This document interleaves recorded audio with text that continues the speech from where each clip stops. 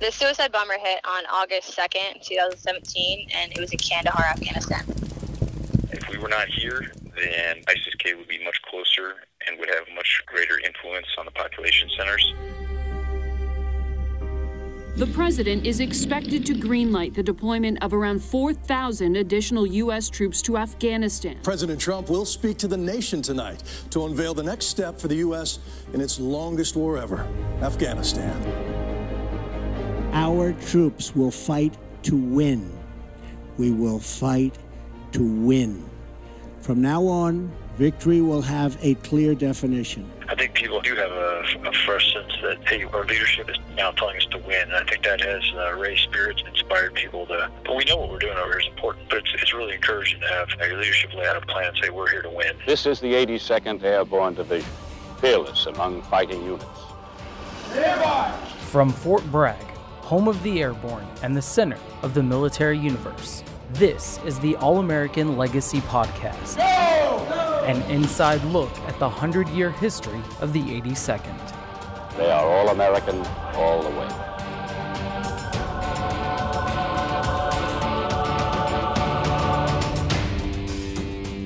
I had waited 6.5 years to get on a deployment. I've been trying for 6.5 years to get on a deployment, and I was finally getting on. So I was pretty excited to finally be able to go over and do my part.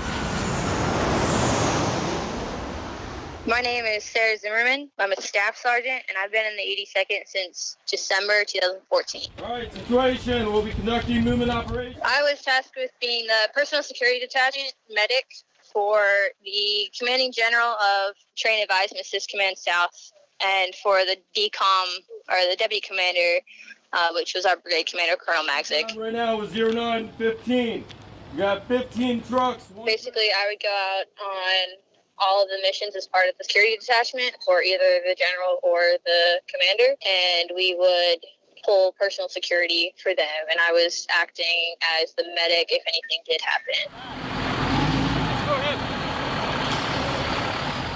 Our commander had a meeting with the governor of Kandahar, and we had gone to that meeting, and we were on our way back to the FOB. Hunter and I were joking around. I don't even know what we were joking around about. I just remember he was laughing. We were just driving down the road. That's the last thing that I remember. I don't actually remember the incident itself, the blast. Someone had put explosives in the back of a pickup truck and run it into our vehicle. And you could see the smoke in the air, a lot of smoke, a lot of dirt, and stuff like that. Specialist Harris and Sergeant Hunter were killed in the explosion. Specialist Saluski was in the back with me and Sergeant Hunter. He had a broken nose and a concussion. Sergeant Ramirez and Sergeant Todd were injured pretty badly as the truck commander and the gunner. I remember waking up to Social Saluski was actually yelling at me. I think he was pulling on my kit and telling me that we had to get out of the truck because it was on fire. Turned around and saw what the truck was indeed on fire, and I was just like, we definitely need to get out of the truck. My right leg had gotten trapped behind a seat inside the vehicle. So my right leg was pinned, and my left leg was the only thing that was out. And so I thought, okay, I'm just going to stand up on my left leg. But when I went to stand up on my left leg, it buckled underneath me, and basically it just folded up on its own. And that's when the pain kind of hit, and I realized that something was probably really wrong with my leg. For a little while, I didn't think I was going to get out of the truck.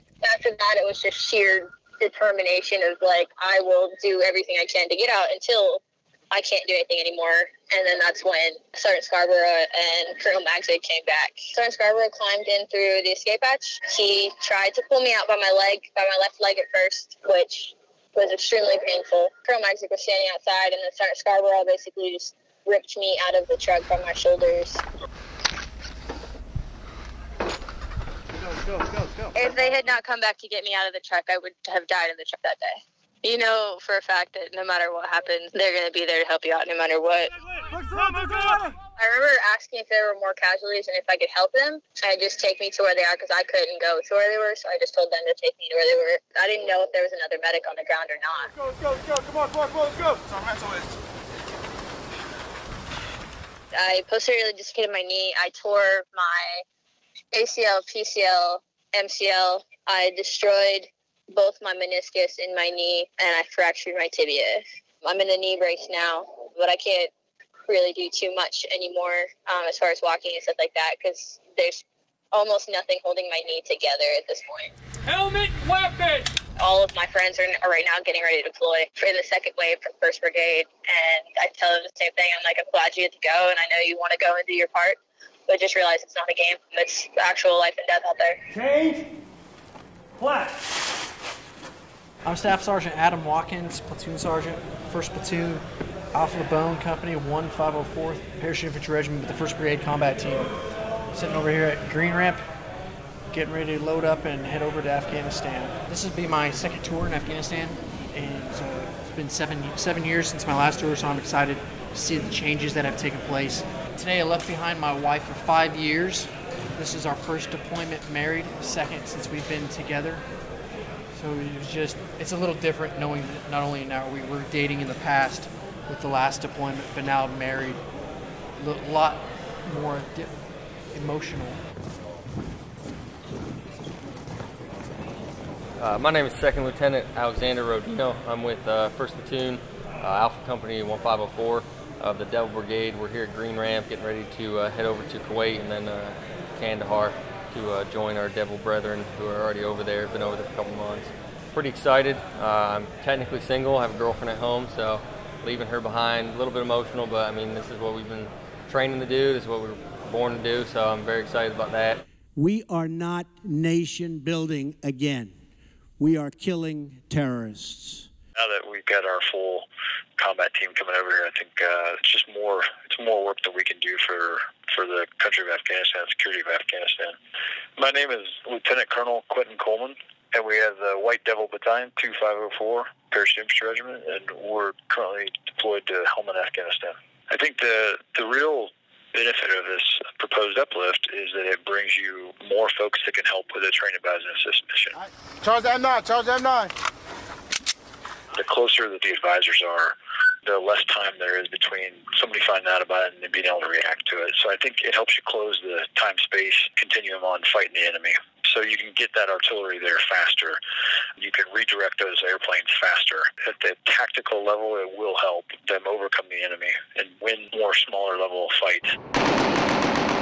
We've got a piece of terrain over here in Helmand that we're responsible for securing. We secure the base here. We have to protect ourselves from the enemy and those attacks, so that involves active patrolling outside of our base. And we've done that quite effectively over the last few weeks and months since we've been here. Bravo's going to push it, Alpha's going to push to 92, 93, and they're going to hold there. Once they get set in, we're not looking to, necessarily quote gain ground. But what we are looking for is to help the Afghans secure more and more population centers and ensure that they can hold those key population centers, clear them and hold them, and just make Afghanistan a safer place in general for people to live. If the 82nd Airborne wasn't here, they'd still be getting on pretty well. But if you lash two good teams up, it makes it even harder for the enemy to fight against both, like the 82nd Airborne, partnered in locking arms with our Afghan partners. That's an unstoppable team right there. Time right now is 09:15. We got 15 trucks. The other U.S. forces that we're supporting here have really borne the brunt of building the white space, of moving the front lines away from the city centers and the population centers, and now we're focusing on holding that line. My name is Captain Brian Housley, and I currently have 199 paratroopers assigned to my company team. I've been in Afghanistan for about 60 days, and this is my 5th deployment to this country. So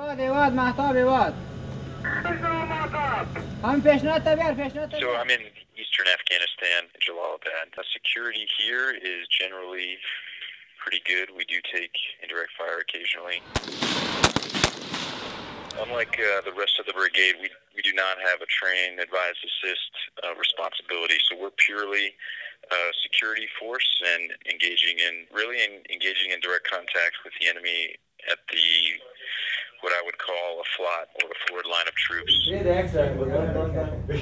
don't interact with the locals here in the city. We do interact with them somewhat out at the mission support sites or at the observation posts. That's a mixed bag.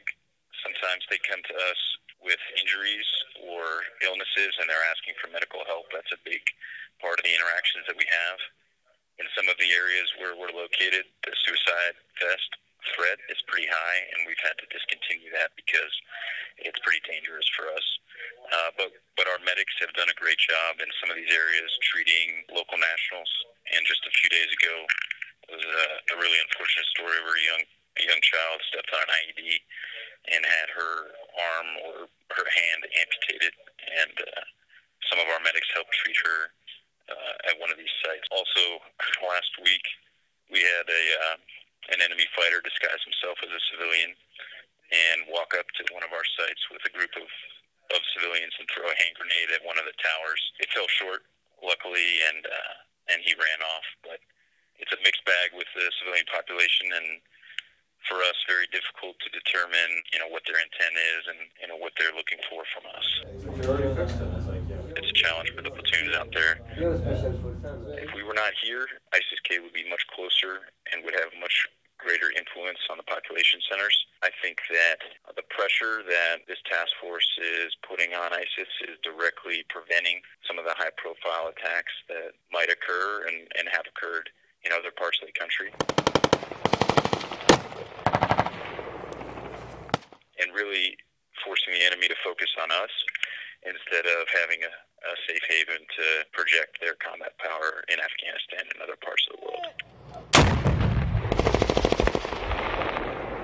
So at the company level, our mission probably will not change with the surge or with the uplift, and frankly, we probably don't need additional paratroopers to execute our small piece of what's going on over here. But if I look up to my commander's headquarters and the battalion, they are spread all over the country, and our platoons are committed against a bunch of different requirements, all of which require more combat power. So in that sense, I think the uplift is much needed to relieve some of that pressure. What I think is that it will mean more time for my paratroopers between their deployments out to the field for refit and rest here at the FOB where we're operating out of. The platoons in my company right now and some other platoons that are attached to us from across the battalion are rotating through these pretty austere fire bases and observation posts where they're eating MREs most of their meals, they're filling sandbags, and probably not living the quality of life that most paratroopers or most soldiers in the country are enjoying on some of the bigger installations that have some amenities like a hot shower and showers and a USO or a PX or even a bed and air conditioning.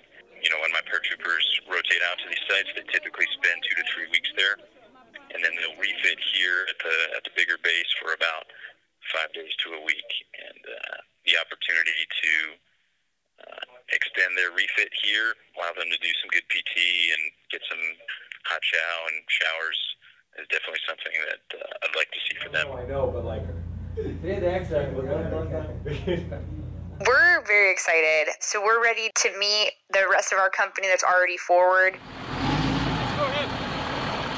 My name is Captain Cady Bauman, and I have 168 soldiers in my command. It's not just you. You need to make sure your family's ready. And so my key concern is just making sure those soldiers who are deploying a first time, that their family's ready as well. Most people have already deployed before, but we do have a few that have not deployed, and my focus really is on them to make sure that if they have any questions, that they have the leadership there to make sure that they're answering those questions, and there's no ambiguity with what we're doing and what the mission asks of us. I'm excited to go back over, and I'm excited to see how it's changed. I'm excited to go to a different region of Afghanistan. We'll be augmenting the headquarters, so whether it's administratively, intelligence-wise, providing more personnel to help with operations and updating the picture to the boss, logistics, communications, we have those personnel. Each thing that I just described, there will be people going forward to provide those tasks. This is all the ICOM traffic is coming from. Saying they're waiting for us to enter the PB so they can start shooting at us. Being a company commander is one of the most fulfilling things I've ever done. I wouldn't trade it for anything. Hard times, great times. It is everything that I've wanted to do. I really enjoy jumping out of airplanes, for one, and two, historic unit that executes within hours. I mean, it's just it's an elite unit, and the ability to be a part of it, let alone in a leadership position, you can't trade that for anything. I had the ability to go to Normandy 73 with the division for the 73rd anniversary of Normandy. To be part of the 82nd, that was probably the coolest thing I've ever done in my life. Just to see how the French, or really the Europeans that were in attendance, how they feel about the 82nd, I mean, it's just wow, like you feel like a celebrity. It's a unit that is ready to go at any time. Like that's the mantra, is that you're ready to go in, some 18 hours, some 96 hours, deploy anywhere in the world.